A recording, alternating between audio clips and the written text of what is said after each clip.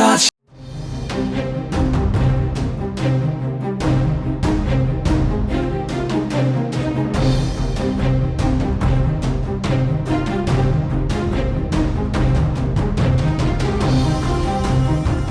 హైదరాబాద్ జూబ్లీహిల్స్ ఉప ఎన్నికను అన్ని పార్టీలు ప్రతిష్టాత్మకంగా తీసుకున్నాయి. ఇప్పటికే బీఆర్ఎస్ ఆ నియోజకవర్గ క్యాడర్తో కూడా సమావేశమైంది. అటు తెలంగాణ కాంగ్రెస్ ఈ ఎన్నికను సీరియస్గా తీసుకుంది.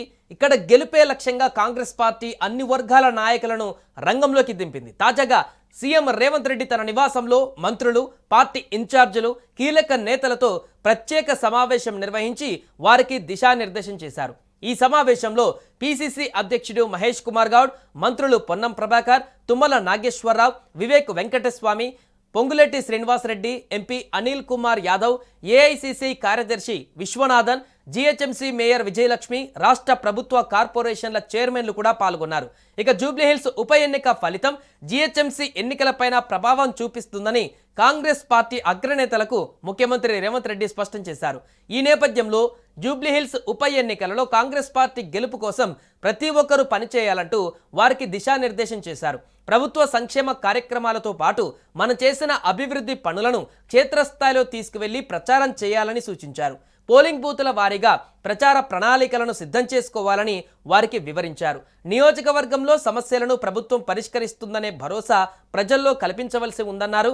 అలాగే జూబ్లీహిల్స్ అసెంబ్లీ నియోజకవర్గ అభివృద్ధి కాంగ్రెస్ పార్టీతోనే సాధ్యమవుతుందనే నమ్మకాన్ని సైతం ప్రజల్లో కల్పించవలసిన ఆవశ్యకతను వారికి సీఎం రేవంత్ రెడ్డి వివరించారు. జూబ్లీహిల్స్ ఉప ఎన్నికలో పార్టీ గెలుపు కోసం ప్రతి ఒక్కరూ కష్టపడి పనిచేయాలన్నారు. ఈ సీటు ఖచ్చితంగా గెలిచి తీరాలన్నారు. ఇక అభ్యర్థి ఎంపిక విషయం ఏఐసీసీ చూసుకుంటుందని క్లారిటీ ఇచ్చారు. ప్రతి డివిజన్కు కార్పొరేషన్ల చైర్మన్లు, నియోజకవర్గానికి 3 మంత్రులు పొన్నం, తుమ్మల, వివేక్ను ఇన్ఛార్జిగా నియమించినట్టుగా తెలిపారు. అందరూ సమన్వయంతో క్షేత్రస్థాయిలో పర్యవేక్షిస్తూ గెలుపే లక్ష్యంగా అడుగులు వేయాలన్నారు. క్షేత్రస్థాయిలో పర్యటించిన ఇన్ఛార్జీలను వివరాలు అడిగి తెలుసుకున్న సీఎం ప్రచారంలో ఏమైనా లోపాలు ఉంటే తీసుకోవాల్సిన చర్యలపైన చర్చించారు. ప్రభుత్వ సంక్షేమ కార్యక్రమాలతో పాటు చేసిన అభివృద్ధిని క్షేత్రస్థాయిలో తీసుకువెళ్లి ప్రచారం చేయాలని సూచన చేశారు.